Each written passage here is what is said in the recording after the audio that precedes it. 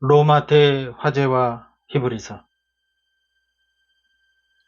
성경의 모든 말씀은 그때 쓰인 시대 상황을 알고 읽는 것이 그를 이해하는 데 도움이 된다. 특히 히브리서 서신이 성도들에게 전달된 시기는 대략 AD 64년부터 67년 사이로 추정되는데, 이때는 초기 기독교인들이 가장 박해가 심했던 때였으므로 그리스도 고난을 본받아 끝까지 배교하지 말아야 할 부탁의 메시지가 강조되어 있다는 것을 유념해 볼 필요가 있겠다. 그때 당시 핍박이라는 것은 신흥종교를 믿는다고 하여 발생하는 생활의 어려움이나 무시 또는 멸시나 환대 정도가 아닌 목숨과 맞바꿔야 하는 비장함이 없이는 신앙 자체를 소유하기 어려운 시대라는 것이 지금 우리에게 많은 교훈을 던져주고 있다. 이 시기에 그리스도인의 핍박이 처음으로 발발하게 된 동기는 AD 64년으로 이는 로마시의 대화재가 발생하면서부터였다.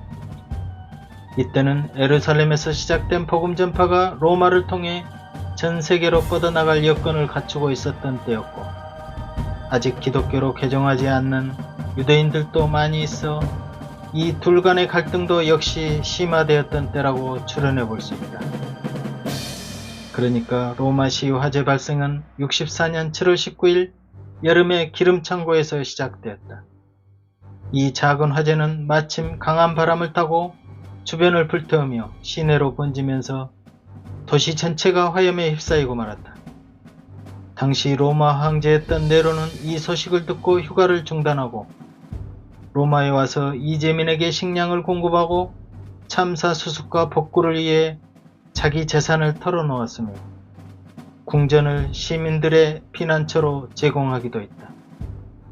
그런데도 불길은 걷잡을 수 없이 빠르게 번지면서 그 화마가 멈추기만을 기다릴 수밖에 없었다.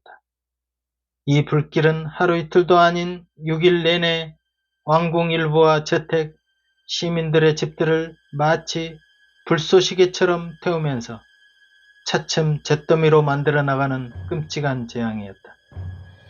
이 피해로 수만 명의 로마 시민은 삶의 터전을 잃어버렸고 로마 시내의 3분의 1을 파괴하는 최악의 사태로 이어가고 있었다. 그럴수록 화재의 원인은 무엇일까에 온 시민들의 관심은 집중되었다.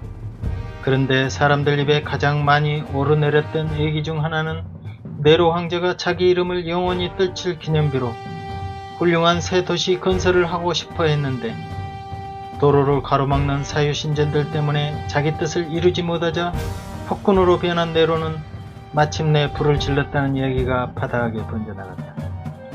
그러나 사실 네로는 그날 화재 현장에서 80km나 떨어진 안티움 별장에서 휴가를 보내고 있었기에 불을 질렀다고는 볼 수 없었으나 급속히 번진 루머에 분노한 시민들은 네로를 죽이겠다며 황궁 뒷뜰까지 쳐들어갈 정도였다고 한다.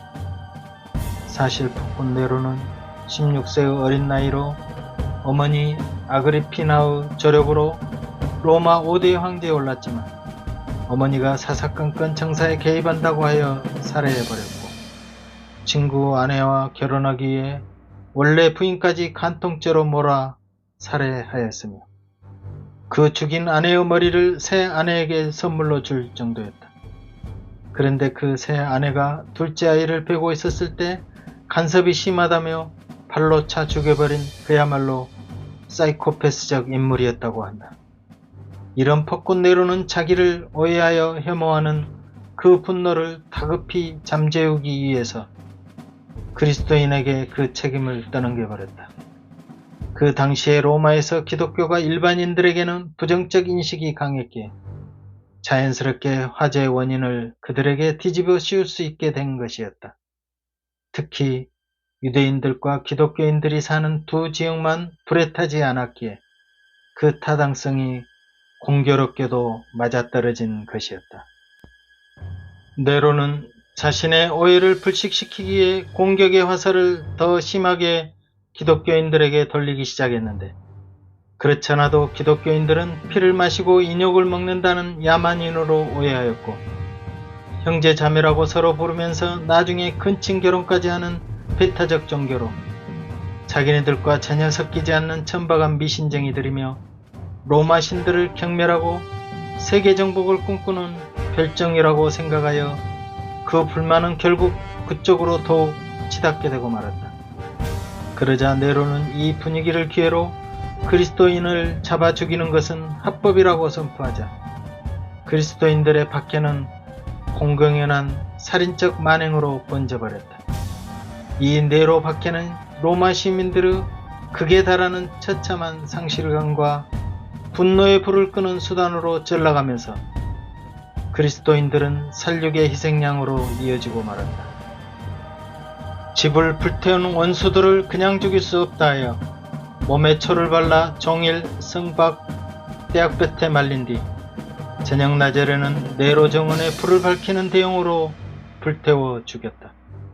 또 십자가에 발가벗게 매달아 온갖 치욕을 주며 화형에 처했고 짐승의 가죽을 덮어 씌운 다음 사냥개를 풀어 물어 죽이게도 하였으며 굶주린 사자에게 산채로 던지기도 하여 분노의 분풀이는 최고 극치에 이르렀다. 온갖 박해를 예상한 그리스도인들은 미리 도망가기도 하였는데 급기야 땅굴까지 파서 그곳에서 피신하여 살기도 했다.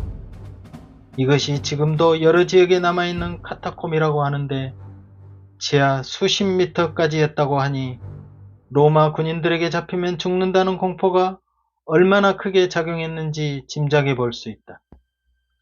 어떤 식으로든 위기를 모면했다 해도 의심되는 자를 로마 경기장 맨 앞줄에 앉히게 하여 죽여라 죽여라라고 목청껏 외치지 않으면 결국 같은 범인이라고 낙인을 찍어 색출해내는 그 살벌한 시도에 그리스도인이 아니라고 부인할 수 없는 상황이었다.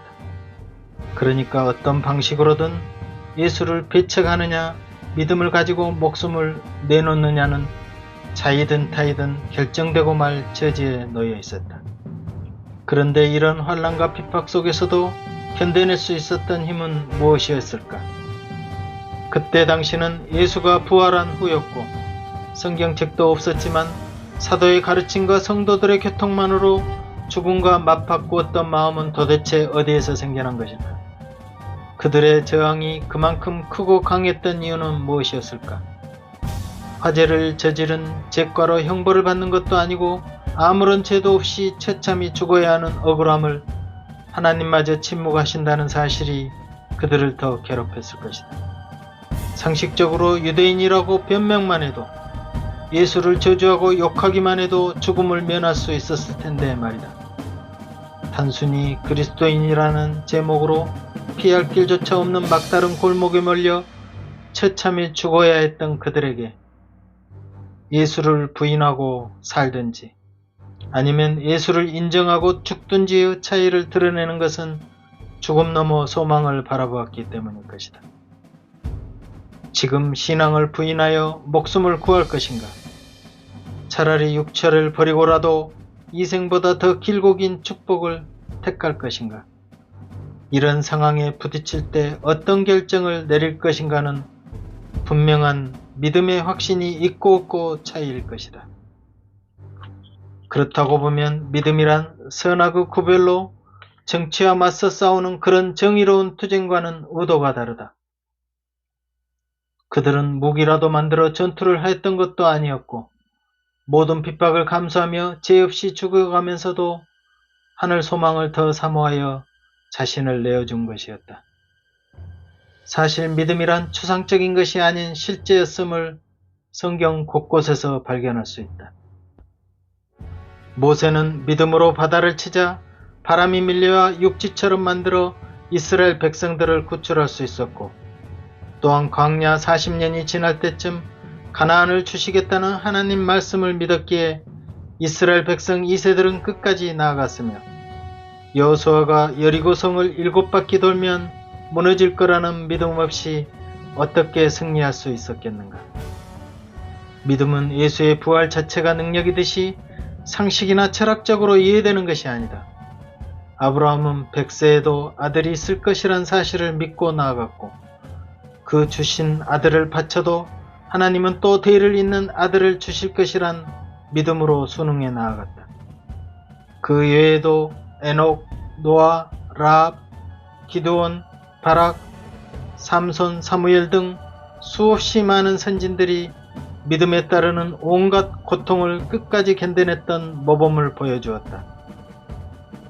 그들은 희롱과 채찍질뿐 아니라 결박과 옥에 갇히는 것과 돌에 쳐맞는 것과 톱으로 켜는 것과 칼에 죽는 것을 당하고 염소 가죽을 입고 유리하여 궁핍과 환난과 학대를 받기도 하였으며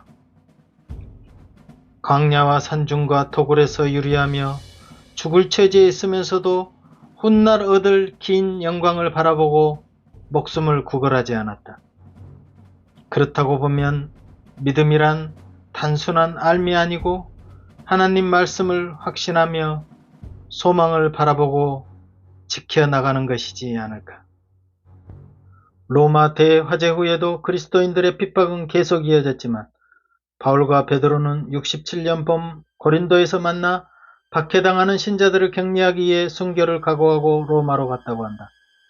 결국 화재의 주범으로 몰린 바울은 로마 시민권자였기 때문에 참수형을 당했지만 예수처럼 십자가형을 당하지 못한다는 것을 아쉬워했으며 베드로는 예수처럼 똑바로 매달릴 자격조차 없다고 생각하여 거꾸로 십자가에 매달려 죽었다고 전해진다. 이런 박해는 계속 이어졌지만 그럴수록 신앙의 불길은 더 크게 번져서 결국 로마는 오히려 기독교를 국교로 수용하기에 이른다. 이런 피를 바치는 숭고한 희생이 없었다면 기독교는 지구상에서 뿌리를 내리지 못했을 것이다. 그렇다면 지금 현실의 그리스도인은 어떠할까? 이런 죽음 후 박해라고는 없어서 사탄은 세상 유혹을 더 강하게 주입하여 하나님이 없어도 충분히 살 수 있다는 방심으로 오히려 믿음을 저버리게 하였다. 그러므로 어떤 환경에 처하더라도 배교하지 않고 믿음에서 믿음으로 끝까지 하늘 소망을 바라보고 가야 한다는 마음 자세는 예나 지금이나 같아야 할 것이다. 그러므로 목숨을 구차히 구걸하지 않고 신앙을 지켜내는 힘에는 세상도 감당치 못할 것이다. 우리에게 생명을 주신 그분께 감사함으로 자신을 드리고 어떤 상황에서도 처음 가졌던 믿음을 견고히 지키고 나아가야 하리라. 이는 이 생은 잠깐이요 하나님의 세계는 영원하기 때문이다. 그렇다면 이런 믿음의 마음을 언제까지 가지고 가야 할 것인가? 당연 죽을 때까지가 아닐까. 누가 능히 하나님의 택하신 자들을 송사하리요? 의롭다 하신 이는 하나님이시니 누가 정죄하리요? 죽으실 뿐 아니라 다시 살아나신 이는 그리스도 예수시니 그는 하나님 우편에 계신 자요 우리를 위하여 간구하시는 자신이라. 누가 우리를 그리스도 사랑에서 끊으리요? 환난이나 공고나 핍박이나 기근이나 적신이나 위험이나 칼이랴. 아멘. 로마서 8장 33절부터 35절 말씀.